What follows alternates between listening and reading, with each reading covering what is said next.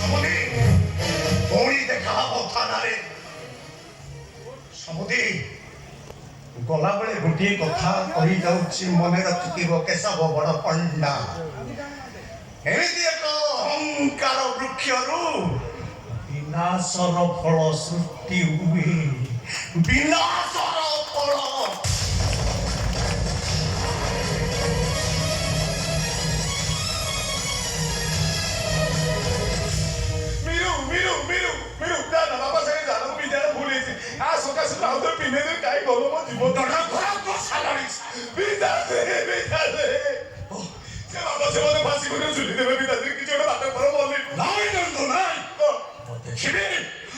ବାପ ଛୁଆଇଁକେ ଧରିବାକୁ କେତେ ବାଟ ଯିବେ?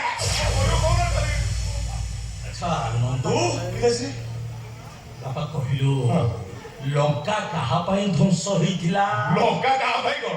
ଲଙ୍କା ବୀର ହନୁମାନ ପାଇଁ ଧ୍ୱଂସ ହେଇଥିଲା। ଆଉ ବେଇମାନ ବିଭୀଷଣ। ଲଙ୍କା ବେଇମାନେ ବିଭୀଷଣ ପାଇଁ ଧ୍ୱଂସ ହେଇଥିଲା। ଆଚ୍ଛା ତାହେଲେ ବିଭୀଷଣ କିଏ?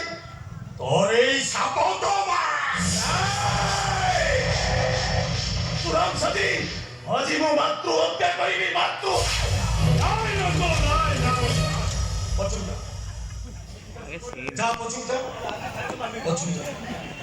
ନନ୍ଦୁ, ମାତାଶ୍ରୀ କି ମାରିଲେ ମହାପାପ।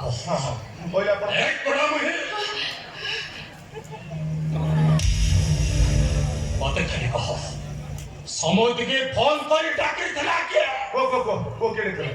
ମତେ ବିଶ୍ୱାସ କର, ମୁଁ ଏସବୁ ବିଷୟରେ କିଛି ଜାଣିନି।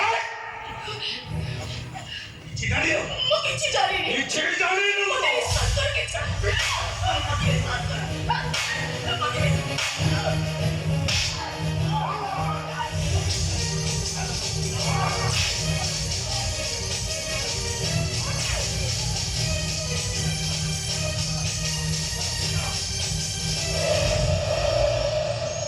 ସବୁବେଳେ ମାଡ଼ଖିଆ ବୁଦ୍ଧି କରୁଛ, ମାଡ଼ଖିଆ ବୁଦ୍ଧି କରୁଛ, ବହି ଖାଉଛ, ପୁଣି କଣ କାନ୍ଦୁଛ ଯାଇସି।